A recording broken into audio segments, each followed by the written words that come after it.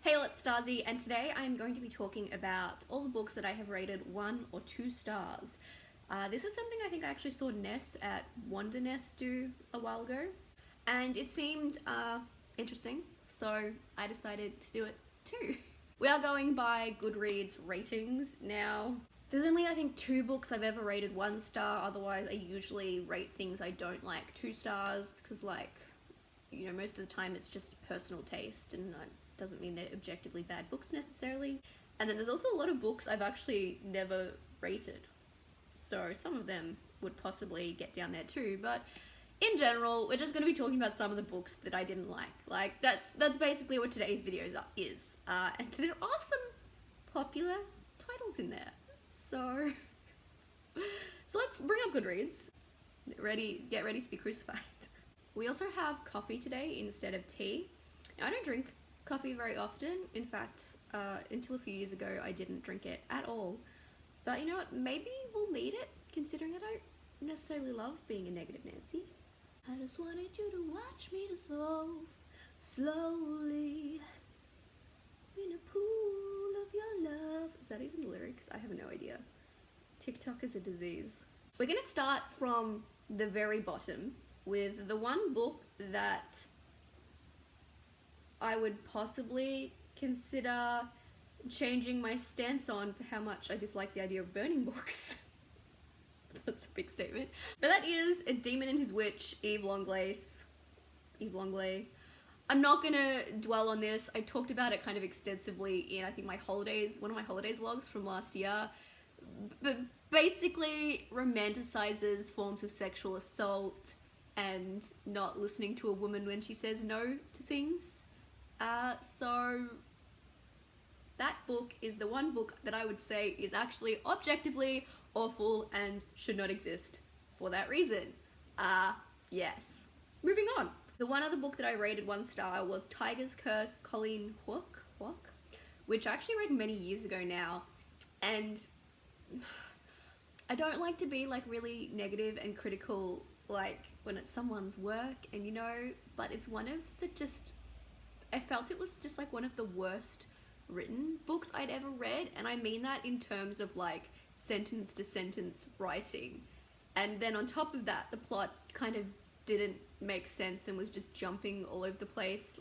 She'd be home one minute and then all of a sudden she'd be somewhere else, and it didn't really explain how, or I think it was a YA fantasy, and it was genuinely just poorly written, and so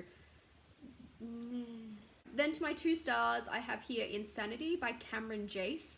Now this, from memory, again, was something I read quite a number of years ago, and it was Alice in Wonderland related, and I think there was some kind of mystery or something where they had to uncover clues and stuff, and it was all kind of related to Lewis Carroll and his life and all of that kind of stuff, I think, from memory.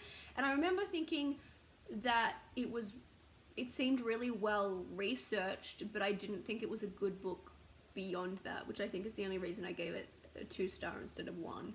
Then I have 13 Reasons Why, which I feel like I shouldn't have to really explain, considering the discussion that happened about this. I did read the book just after the first season on Netflix came out, I think, and I think it's very problematic and dangerous. 13 Reasons Why is, I feel. And I really don't like the way that kids, for the most part, kids yes, some of these kids, their behavior definitely wasn't great, and some of it was genuinely awful, and whatever, I'm not talking about them, but some of these kids did such minor things, and yet for them to get blamed for a suicide, and the story never questions that. They go along with it as if blaming them is valid.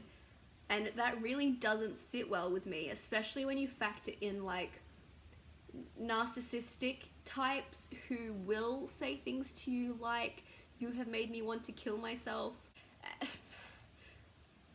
Yeah, I just have a lot of problems with 13 Reasons Why. As engaging as the first season of that show was, it was an engaging show, but it really doesn't sit well with me, especially because it's aimed at young people, and I don't think it's sending good messages. And I think they do now have a bunch of disclaimers and things that explain some of those issues, in a better way, but it still didn't sit right with me. Then I have Carry On by Rainbow Rowell. Look, last year, this is one of the books that I almost DNF'd before I'd even gotten halfway through because I wasn't feeling it. Overall, I was pretty bored by the book, and I also thought it was just strangely done in terms of the fact, like, the first third or so of the book was kind of just flashbacks, and these flashbacks were kind of put there to try and build up the world and the backstory. I don't think that was really a good way of doing it, and because it was done like that, it meant I didn't care about any of the characters or anything that was going on. I think the only reason this got a 2 instead of a 1 was because I found the second half of the book a little bit more interesting, and I did find Baz to be an interesting character, and he doesn't come in until like halfway through. But I also didn't really believe the relationship between Baz and Simon and like their general dynamics, like even their enemy dynamics was a bit like, why? I don't know. I really didn't like it. I'm sorry. The Gwenevere Deception by Kirsten White. This makes me pretty sad because I actually like Kirsten White. I really like retellings as well, but ultimately I was just kind of bored by this book. Nothing really happened, so that's why it got a 2-star from me, which makes me sad. Allegiant by Veronica Roth, the third book in the Divergent series. I don't think I need to explain this. I think that's a pretty common opinion that that book wasn't great. But I read these many years ago now, and the first book, so Divergent, I remember actually really enjoying. But then I got to the second book, and that took me about 2 or 3 years to read. Like, I'm pretty sure it took me about 2 or 3 years to get through the second book, and then by the third book, I didn't really care that much about that either. And I don't think it was even a problem with how it ended. Like, I know a lot of people have problems with that book because of how the series ends, but I just wasn't into the second and third book just in general, and like, I think I just was, again, I just wasn't that interested in them. But the first book, like, I loved the first book, so sad times. Then I have The Year Shakespeare Ruined My Life by Danny Jansen, which is an arc I actually just recently read, so I've talked about that before. Again, it was something, mostly it's that I was bored, but also, I also felt like the characters were just stereotypes and they weren't built up much beyond that, and I also didn't really like how any of the conflicts or relationships were done. So I just didn't enjoy it. I'm not saying it's the worst thing ever, but I didn't enjoy it. And that's why things get 2 stars. Then I have Stags by M.A. Bennett, which is like a YA thriller.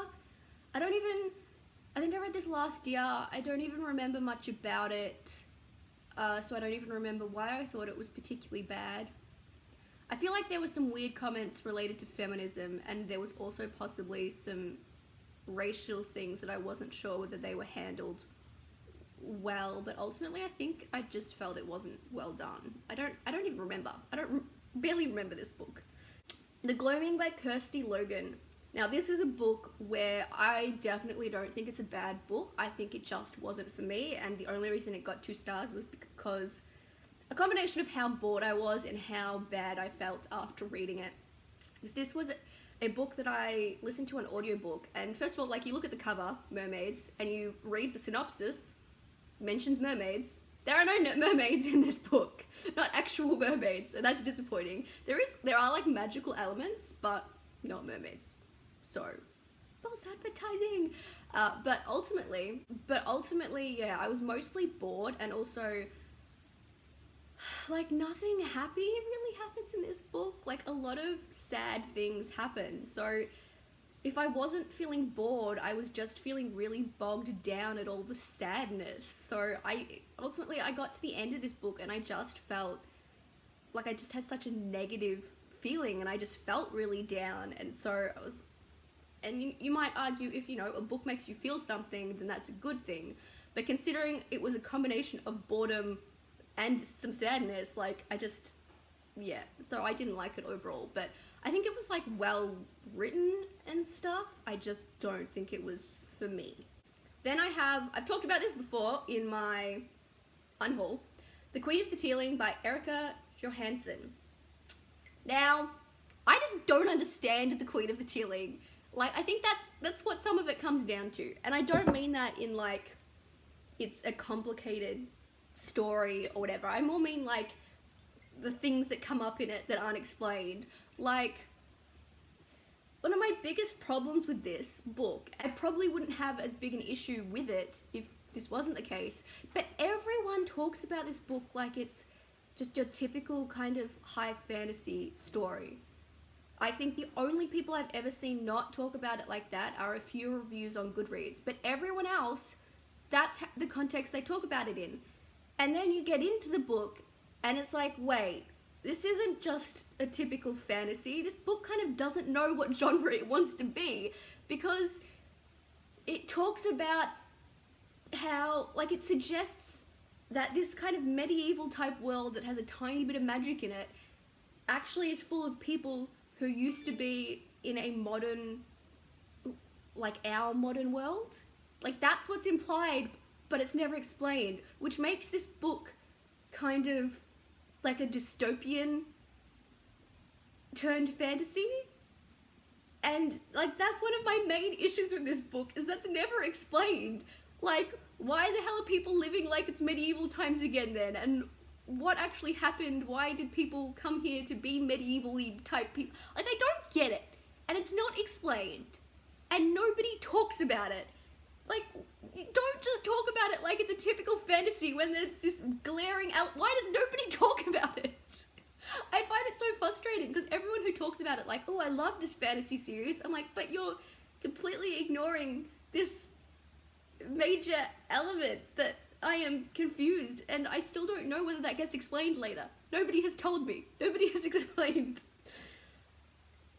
This book was one of the strangest things I had ever read when I read it back when I was in uni, just because there were so many weird elements to it, and I don't get it, okay? I don't get it. I say that as a history buff. But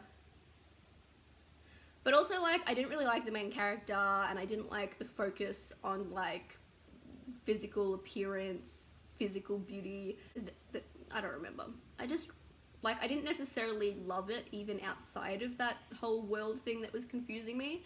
So, yeah. Still, anyone, can someone explain to me why this world is the way it is, and why nobody talks about it in that way? Rather than just saying, oh yeah, this fantasy world. I'm frustrated. Maybe this video was a bad idea.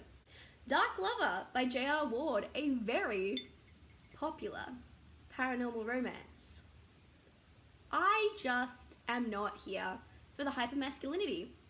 And I am not here for those type of hypermasculine, controlling type men, even if it's in the context of I want to protect you. Like, I'm just not here for it. That's really what most of it comes down to. But then on top of that, there were just some strange things in this book. Like, I'm never gonna get over that scene where she, like, sleeps with a stranger who walks into her house. Like, that's your reaction to a stranger coming into your house just because you think he's kind of good looking? Oh, okay. And I know it's like, it's such a popular romance, but yeah, again, like, all I can think of now is, like, in my head now, I just think of them as alpha holes. Thanks, Mass. Yeah, I don't like alpha holes. I'm not here for it. We like equal partnerships here, none of that kind of toxic masculinity.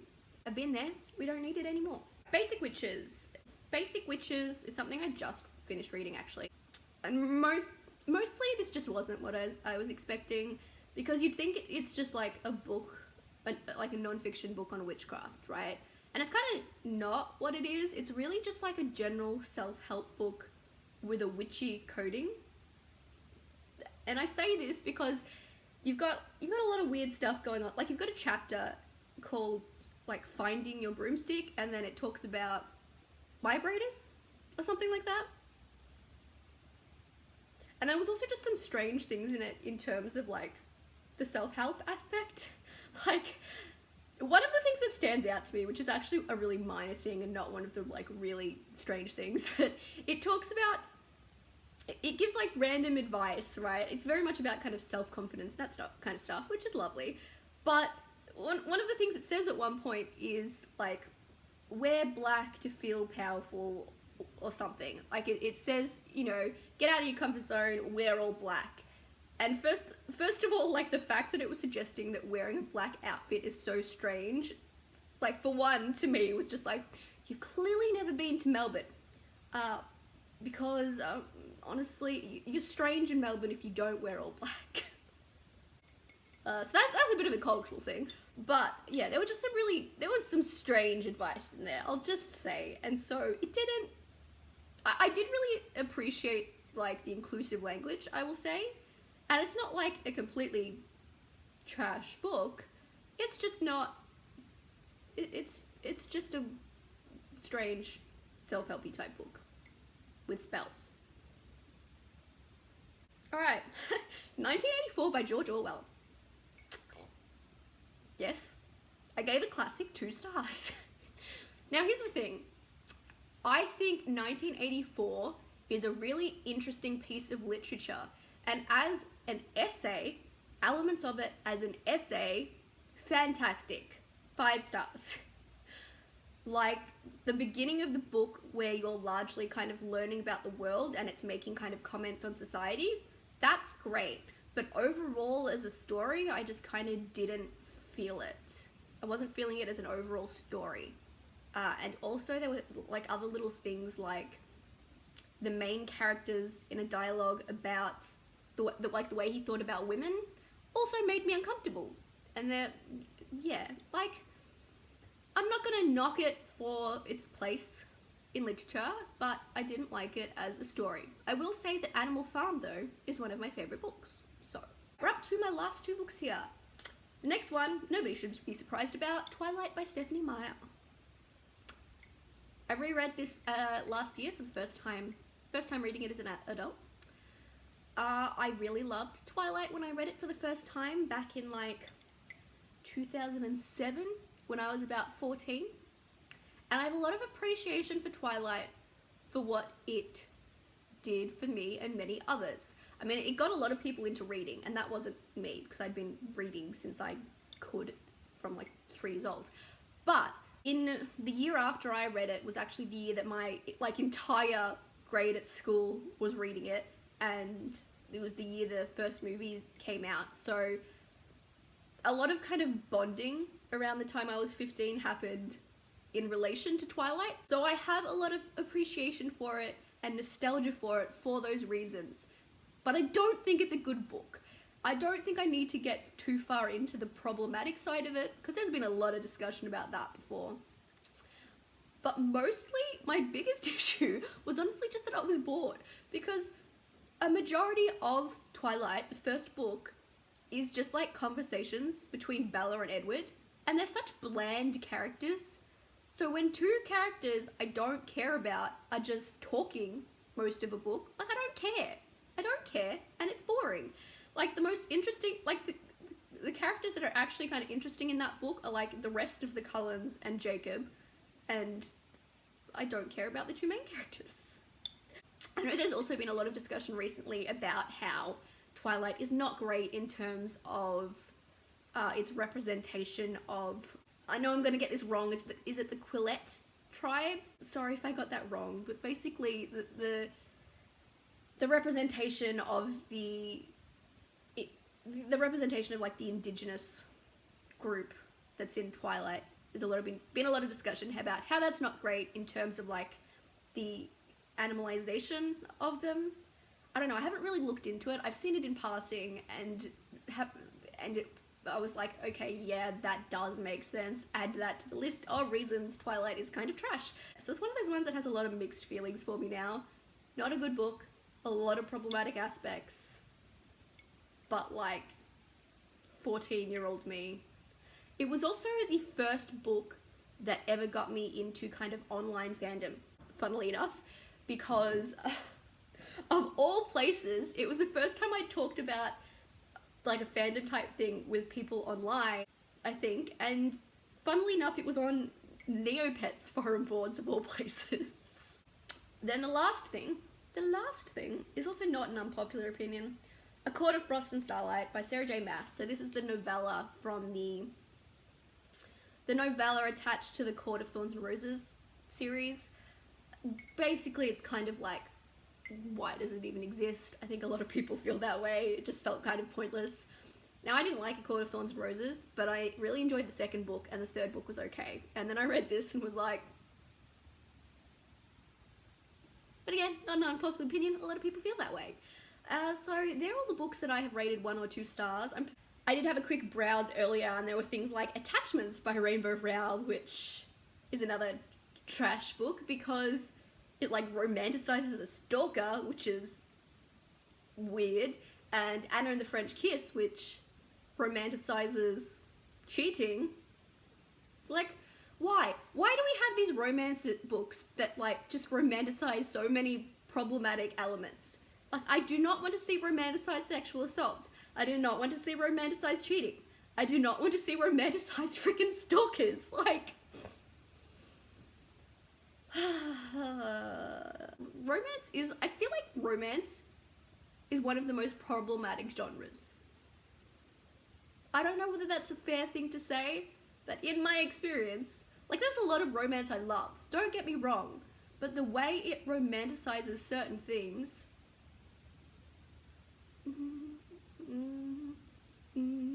because you've also got things like uncomfortable age gaps with underage people that happen, and anyway, we're not getting into that discussion right now. The problematic nature of many subgenres in romance is not something we need to get into.